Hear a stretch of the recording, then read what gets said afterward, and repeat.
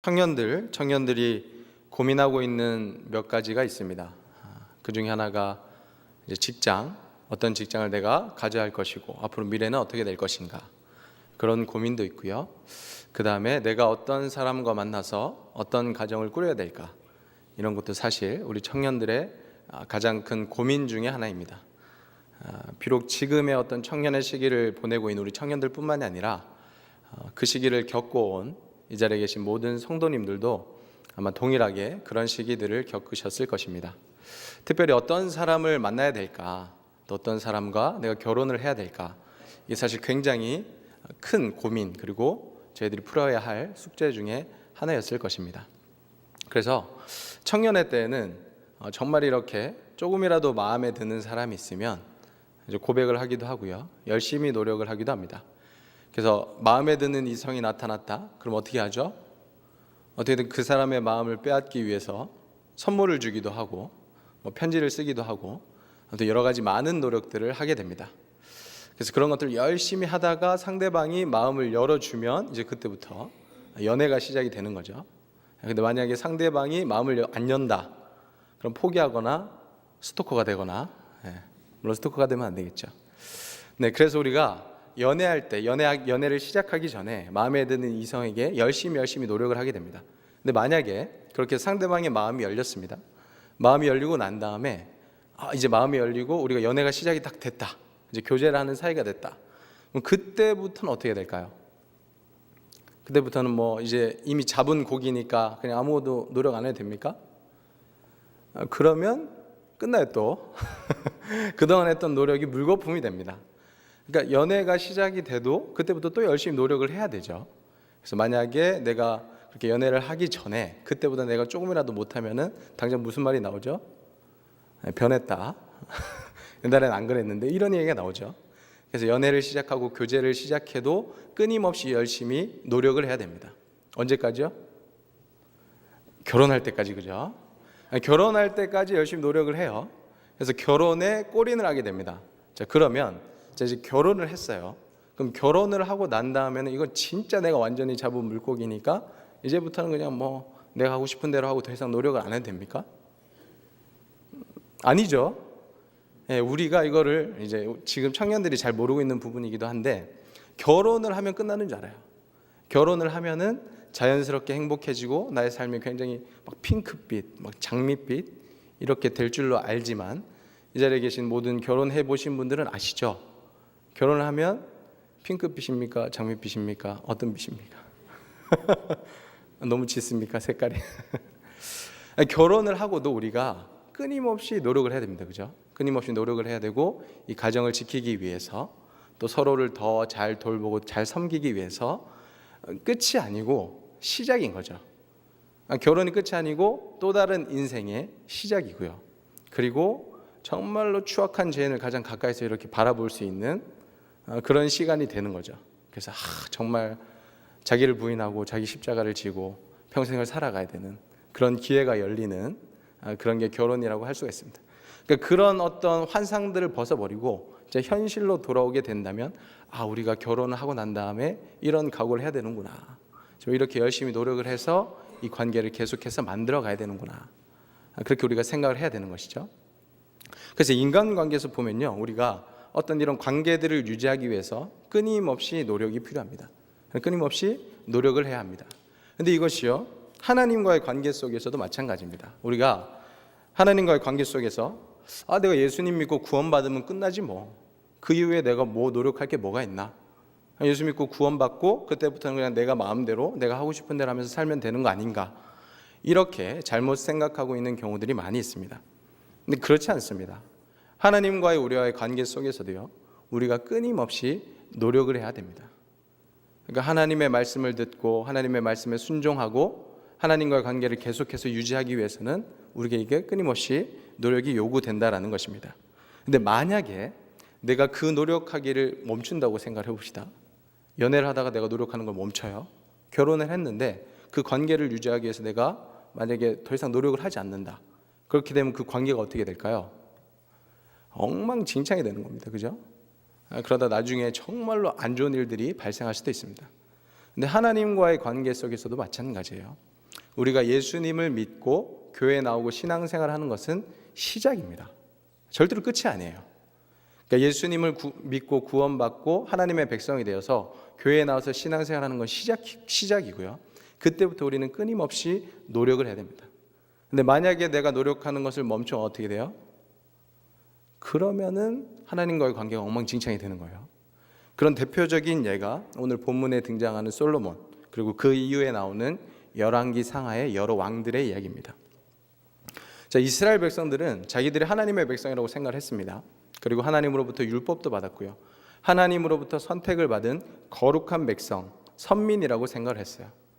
근데 그런 의식을 가지고 있을 뿐만이 아니라 정말 열심히 이렇게 처음에는 노력을 했는데 어느 순간부터 이 이스라엘 백성들이 그렇게 노력하는 것을 멈췄습니다. 오늘 본문에 등장하는 이 솔로몬이라는 이 왕도요, 처음에는 굉장히 잘했습니다. 그죠? 우리가 잘 아는 대로 솔로몬이 처음에는 굉장히 겸손하고요. 그 다음에 하나님으로부터 기도할 때, 하나님, 제가 좀 하나님의 말씀을 가지고 이 땅에 있는 백성들 좀 잘 제가 재판했으면 좋겠습니다. 하나님께서 주신 백성들이 너무나도 많고 또 저는 지혜가 너무 부족하기 때문에 어떻게든 좀 하나님의 백성을 좀 잘 다스릴 수 있도록 지혜를 주십시오. 솔로몬이 정말로 원했던 기도의 제목들이 이런 것이었어요. 그러니까 얼마나 겸손하게 이렇게 하나님을 붙들고 하나님께 기도하면서 그렇게 살았겠습니까? 그래서 하나님께서 이런 솔로몬의 모습을 보시고 너무나도 이제 기특하신 거죠. 자기를 위해서 뭐 부와 뭐 영화와 이런 것들을 구하는 것이 아니고 하나님께서 이렇게 지혜를 주셔가지고 백성들을 좀 잘 재판해서 하나님의 나라를 잘 세워갔으면 좋겠다. 그러니까 이런 기도의 제목을 내놓으니까 하나님께서 너무 이제 마음이 기쁘신 거예요. 그래서 솔로몬에게 지혜를 주실 뿐만이 아니라 솔로몬이 구하지도 않은 부귀 영화, 그러니까 이런 것까지 보너스로 다 주셨습니다. 그러니까 이스라엘 백성들이 솔로몬 때 정말 어마어마하게 소위 잘 먹고 잘 사는 그런 나라가 됐습니다. 자, 솔로몬이 하나님으로부터 굉장히 큰 은혜를 받았죠. 왕이 되고 난 다음에 막 나라가 더 이렇게 부귀 영화가 막 넘쳐나니까 굉장히 이제 큰 은혜를 받았습니다. 자, 그러면 이때부터 솔로몬이 어떻게 살아야 될까요? 이때부터 하나님께서 주신 은혜가 크니까 계속해서 그 전에 하던 대로 하나님을 잘 섬기고 하나님의 말씀을 잘 듣고 하나님의 말씀에 순종하면서 살아야겠죠.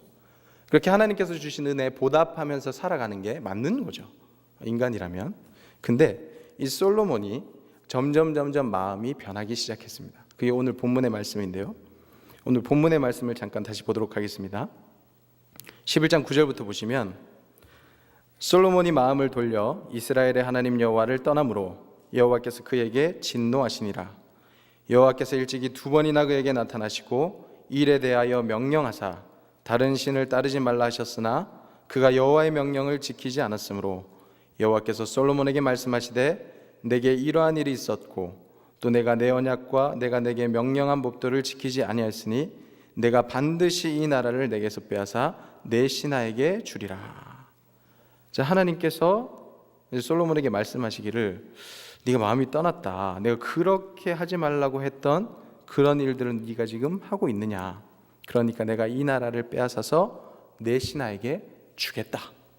그러니까 하나님께서 솔로몬에게 이렇게 이야기를 하고 계십니다. 도대체 구체적으로 솔로몬이 어떤 일을 했을까요? 어떤 일을 했길래 하나님께서 마음이 돌아섰다라고 이야기를 할까요? 솔로몬이 했던 일이 이런 겁니다. 병거와 마병을 많이 모았고요. 그 다음에 자기를 위해서 은과 금 같은 것들을 굉장히 많이 쌓아뒀습니다. 그리고 자신이 가지고 있던 말들은 애굽에서 사왔어요. 그러니까 자신의 부귀영화를 굉장히 많이 쌓아놨을 뿐만이 아니라 정략적 결혼, 그러니까 수많은 여인들, 각 다른 나라에 있는 여인들과 결혼을 하게 됐어요. 근데 그 결혼을 하면서 그들이 섬기고 있던 신들까지도 다 가져온 거예요. 그래서 그들을 위해서 산당을 다 세워줬습니다. 그러니까 구체적으로 이런 일들을 하면서 하나님으로부터 마음이 떠났다라는 것이죠. 근데 중요한 것은 하나님께서 이런 일들은 분명히 하지 말라고 말씀하신 것입니다. 그래서 신명기 17장 14절부터 20절까지 말씀 보시면요, 저희가 함께 봉독하도록 하겠습니다. 내가 내 하나님 여호와께서 내게 주시는 땅에 이르러 그 땅을 차지하고 거주할 때 만일 우리도 우리 주위의 모든 민족들 같이 우리 위에 왕을 세워야겠다는 생각이 나거든 반드시 내 하나님 여호와께서 택하신 자를 내 위에 왕으로 세울 것이며 내 위에 왕을 세우려면 내 형제 중에서 한 사람을 할 것이요 내 형제 아닌 타국인을 내 위에 세우지 말 것이며 그는 병마를 많이 두지 말 것이요 병마를 많이 얻으려고 그 백성을 애굽으로 돌아가게 하지 말 것이니 이는 여호와께서 너희에게 이르시기를 너희가 이후에는 그 길로 다시 돌아가지 말 것이라 하셨음이며 그에게 아내를 많이 두어 그의 마음이 미혹되게 하지 말 것이며 자기를 위하여 은금을 많이 쌓지 말 것이니라. 그가 왕위에 오르거든 이 율법서의 등사본을 레위 사람 제사장 앞에서 책에 기록하여 평생에 자기 옆에 두고 읽어 그의 하나님 여호와 경외하기를 배우며 이 율법의 모든 말과 이 규례를 지켜 행할 것이라. 그리하면 그의 마음이 그의 형제 위에 교만하지 아니하고 이 명령에서 떠나 좌로나 우로나 치우치지 아니하리니 이스라엘 중에서 그와 그의 자손이 왕위에 있는 날이 장구하리라. 아멘. 그래서 하나님께서 이스라엘의 왕을 세울 때 몇 가지 법을 주셨습니다. 일단은 너희 민족 중에서 한 명을 세워야 된다. 너희 형제 중에서 한 명을 세워야 되고 그 왕은 병마를 많이 두지 않아야 되는데 특별히 그것을 얻으려고 애굽으로 돌아가게 하지 말아라. 근데 아까도 말씀드렸지만 솔로몬은 애굽에서 좋은 말들을 많이 쌓았습니다. 아내를 많이 두지 말라 그랬어요. 근데 솔로몬이 아내를 굉장히 많이 뒀습니다. 은금을 많이 쌓지 말라 그랬는데 굉장히 많이 쌓았고요. 하나님의 말씀 율법서의 등사본을 항상 옆에 두고 읽어라 그랬습니다. 솔로몬은 읽었을까요? 안 읽었을까요? 잘 모르겠습니다. 어찌됐든 둘 다 문제죠. 그러니까 안 읽어서 몰라도 문제고요. 읽었는데도 안 지키면 더 큰 문제입니다. 그러니까 어찌됐든지 간에 이런 하나님의 법이 확실하게 있음에도 불구하고 이 솔로몬은 하나님의 명령을 지키지 않았다라는 것입니다. 그러니까 이렇게 자기가 하고 싶은 대로 자기가 원하는 대로 하라고 하나님께서 솔로몬에게 그 크신 은혜를 베풀어 주신 것이 아닙니다. 하나님께서 우리에게 은혜를 베풀어 주시는 이유가 뭘까요? 자, 너희는 은혜를 받았으니까 앞으로 그냥 은혜 받은 대로 너희 마음대로 앞으로는 그냥 그렇게 열심히 잘 살면 돼. 하나님께서 그렇게 말씀하시는 걸까요? 하나님께서 솔로몬에게 부귀영화를 주시는 이유가 뭘까요? 그렇게 큰 은혜를 베풀어 주시는 이유가 뭘까요? 솔로몬이 그것들을 그냥 잘 누리면서 잘 살기만을 원하실까요? 그게 아니라는 거죠. 그러니까 하나님께서 우리에게 은혜를 베푸실 때 그 이유가 있습니다. 그게 뭐냐면요, 은혜를 받은 사람으로서 은혜에 보답하며 살아가라는 것입니다. 예를 들어 보겠습니다. 예수님께서 공생애 사역을 하실 때 어떤 사람들이 간음한 여인을 데리고 왔어요. 그래서 간음한 여인을 딱 데리고 와가지고 예수님 앞에 세웁니다. 그리고 예수님한테 묻습니다. 자, 모세 율법에는 이런 사람을 돌로 쳐 죽이라고 했습니다. 당신은 어떻게 얘기할 겁니까? 예수님께서 이렇게 땅에다 막 뭘 쓰시다가 나중에 그들에게 너희 중에 죄 없는 자가 먼저 돌로 쳐라. 그 사람들이 하나 둘씩 돌을 내려놓고 떠나갑니다. 그래서 예수님이 그 가늠한 여인에게 이런저런 얘기를 하시다가 마지막에 예수님께서 뭐라고 말씀하시냐면 나도 너를 정죄하지 아니하노니 가서 다시는 죄를 범하지 말라. 그러니까 이 원리를 아시겠어요? 그러니까 하나님의 방법이 굉장히 비슷하거든요. 그게 뭐냐면 이 큰 죄를 저지른, 그러니까 죽을 수밖에 없는 이 여인을 일단 용서해 주세요. 그죠? 그러니까 은혜가 먼저죠. 은혜를 먼저 베풀어 주십니다. 자, 그런 다음에 자, 너 은혜 받았으니까 이제 너 마음대로 살아도 돼. 앞으로도 뭐 그렇게 뭐 살아도 돼. 왜? 내가 용서해 줬으니까. 이렇게 말씀하시는 게 아니고요. 자, 은혜를 받았으니까 이제 어떻게 하라? 너가 죽을 뻔한 거를 내가 구해줬고 이제 정죄하지 않으니까 어떻게 해라? 앞으로는 죄를 짓지 말아라. 그러니까 은혜를 받았으니까 은혜를 받은 사람답게 살아가라. 그러니까 은혜에 보답하면서 살아가라. 이 얘기를 하시는 거예요. 그런데 또 동일하게 예수님의 공생의 기간 동안에 베데스다라는 못에 가셨어요. 근데 거기에는 한 가지 전설이 있었습니다. 그게 뭐냐면 한 번씩 어쩌다가 한 번씩 이렇게 천사가 내려오는데 그 천사가 이렇게 물을 이렇게 움직이게 합니다. 그럼 그 물이 움직일 때 제일 먼저 들어가는 사람은 낫는다라는 그런 전설이 있었어요. 물론 아니겠죠. 그래서 얼마나 수많은 사람들이 정말 그거 하나만을 바라보고 거기에 앉아 있던지, 그러니까 막 별의별 병자들이 그곳에 다 있었습니다. 근데 그 중에 굉장히 중한 병에 걸린 어떤 한 사람이 있었어요. 그러니까 38년 동안 병 들어가지고 자기 힘으로도 움직일 수 없어서 누군가 자기를 넣어줘야 되는, 그래야지 베데스다 못에 들어갈 수 있는 그러니까 그런 병자가 있었어요. 예수님께서 그 사람을 보시고 그 사람을 치유해 주셨습니다. 그러고 난 다음에 예수님께서 그 사람에게 뭐라고 이야기하셨을까요?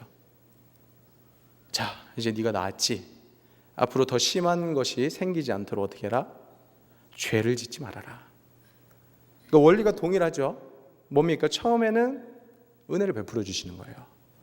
그러니까 감당할 수 없는 큰 은혜를 먼저 베풀어 주시고 그 다음에 그 사람이 은혜를 받은 사람으로 보답하면서 살아갈 수 있도록.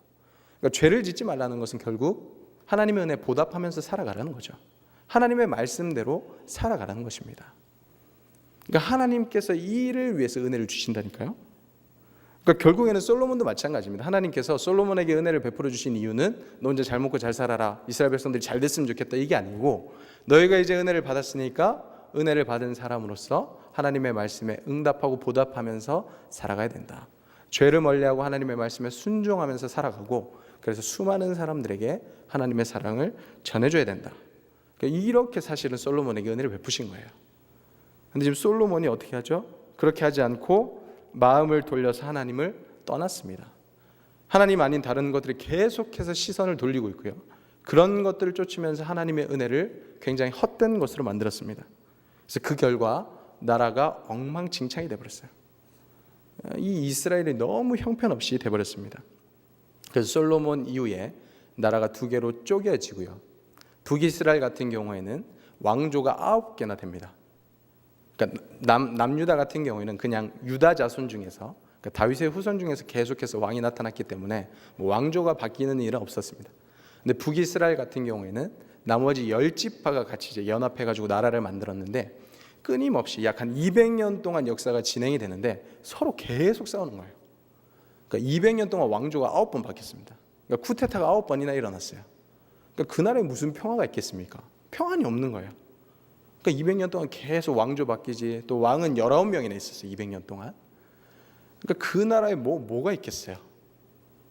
더 나아가서 이 북왕국 같은 경우에는 하나님께서 판단하실 때 선한 왕이 하나도 없었습니다. 그러니까 전부 다 하나님을 떠나가지고 악만 저지르고 죄를 저지르고 그런 사람들만 있어서 결국에는 하나님께서 북이스라엘을 아수르를 통해서 멸망시키신 것입니다. 남유다는 조금 나았어요. 그래서 그 간간히 선한 왕들이 나타나긴 했는데, 근데 결국에는 남유다도 자기의 죄악을 돌이키지 못하고 결국 바벨론에 의해서 멸망하게 됩니다. 그러니까 솔로몬이 하나님의 은혜를 제대로 알지 못하고 그 은혜에 보답하지 못하고 자기 마음대로 살았던 대가가 바로 이런 겁니다. 솔로몬과 그 이후의 이스라엘의 왕들이 하나님으로부터 마음을 돌리고 하나님의 말씀을 따르지 않은 결과가 이런 겁니다. 굉장히 비참한 일이죠. 어떻게 하나님으로부터 구원을 받고 하나님의 은혜를 받고 하나님의 말씀을 받고 정말 그 가나안 땅에 들어가서 그렇게 좋은 환경에서 살았던 그 나라가 이렇게 멸망을 하게 된 거예요. 너무나도 안타까운 일입니다. 결국에는 이들이 하나님과의 관계에서 별로 노력하지 않았기 때문입니다.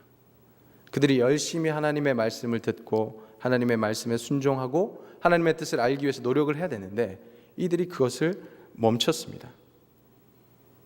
그래서 우리는 이 하나님과의 관계를 위해서 또는 하나님의 뜻을 알기 위해서 하나님의 비전을 이루기 위해서 열심히 노력을 해야 합니다. 만약에 우리가 노력하지 않는다면 똑같아져요. 인간관계에서 노력을 하지 않으면 그 관계가 더 이상 진행될 수 없듯이 이스라엘 백성들이 하나님의 뜻을 알기 위해서 더 이상 노력하지 않고 하나님의 은혜에 보답하기 위해서 더 이상 노력하지 않고 그들의 마음을 돌려서 다른 것들을 쫓았을 때 그 나라 가운데 멸망이 찾아왔던 것처럼 우리도 만약에 하나님의 뜻을 알기 위해서 노력하지 않고 그냥 가만히 있는다면 그렇게 되면 우리에게도 미래가 밝지 않습니다. 우리 사람들은 굉장히 재밌습니다. 그게 뭐냐면요, 그냥 가만히 놔두잖아요. 우리가 아무 노력도 하지 않고 그냥 가만히 살고 싶은 대로 가만히 놔두면 우리가 점점 선한 쪽으로 갈까요? 점점 악한 쪽으로 갈까요? 놀랍게도 우리가 점점 악한 쪽으로 가는 거예요. 그러니까 우리 안에 죄성이라는 것이 있습니다. 이 아담과 하나님의 말씀을 거역하고 선악과를 따먹은 이후로부터 우리 모두가 죄 아래에 있는 거예요. 그래서 분명히 아무것도 하고 있잖아요. 그냥 악을 저지르려고 노력을 안 해도 돼요. 근데 그래도 그냥 가만히 있으면은 악으로 가는 거예요. 끊임없이 우리는 죄를 저지르게 됩니다.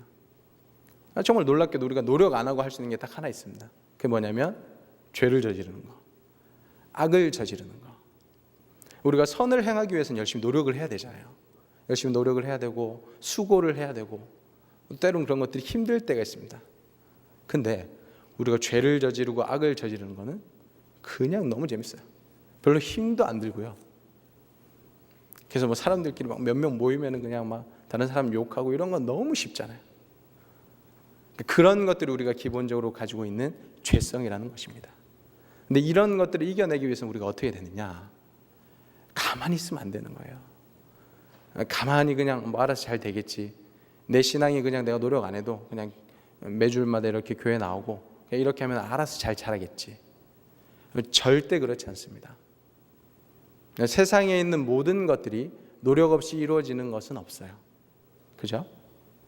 우리가 만약에 어떤 공부를 해서 좋은 성적을 거두기를 원한다면 어떻게 해야 되죠? 공부를 열심히 해야 돼요. 우리가 만약에 더 건강해지길 원한다면 어떻게 해야 됩니까? 열심히 우리가 운동을 해야 됩니다. 얼마 전에 이제 평창 올림픽이 폐막을 했는데 그 평창 올림픽에서 사람들이 금메달을 따기 위해서 좀 더 좋은 성적을 내기 위해서 어떻게 할까요? 엄청난 훈련을 하는 거예요.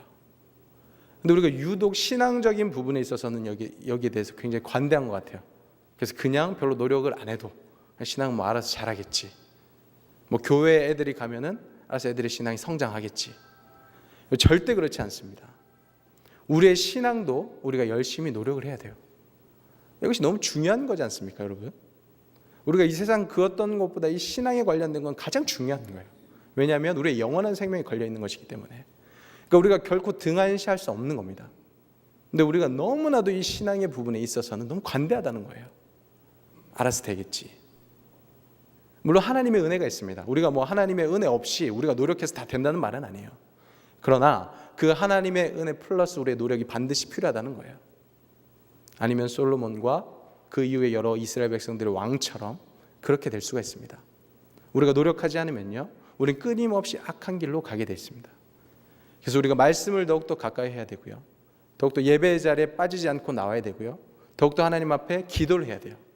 하나님의 말씀에 순종을 하면서 섬김을 연습해야 합니다. 우리가 모일 때마다 뭘 해야 되느냐? 선한 사업을 만들어가는 거예요. 그리고 선한 일들을 끊임없이 추구하면서 해나가야 됩니다. 그래야지 우리 안에 이 죄성들을 이길 수가 있고요, 우리 안에 계속해서 선한 길로 걸어갈 수 있는 힘이 생긴다라는 것입니다. 우리의 노력이 반드시 필요합니다. 그래서 우리가 세상을 향해서 마음을 돌리는 것은 너무나도 쉬워요. 솔로몬이 하나님 아닌 다른 것에 눈을 돌리긴 너무나도 쉽습니다. 그러나 우리가 이런 교훈들을 얻고 오늘 말씀을 통해서 배웠던 것처럼 우리의 시선을 세상을 향해 돌리지 말고요, 끊임없이 하나님을 향해서 돌릴 수 있어야 합니다. 그리고 그를 위해서 끊임없이 노력해야 됩니다. 혼자서 하기 어려우면 같이 모여야 돼요. 모이기를 힘쓰는 자가 되어야 됩니다. 함께 선한 일을 위해서 힘쓰고 노력하고 그렇게 하나님의 뜻을 이루기 위해서 열심으로 헌신하고 봉사해야 됩니다. 이 말씀을 잊지 않으시고 그렇게 하나님의 말씀에 따라 순종하며 이 땅 가운데 하나님의 나라를 세워가는 주님의 백성들 다 될 수 있기를 간절히 소망합니다.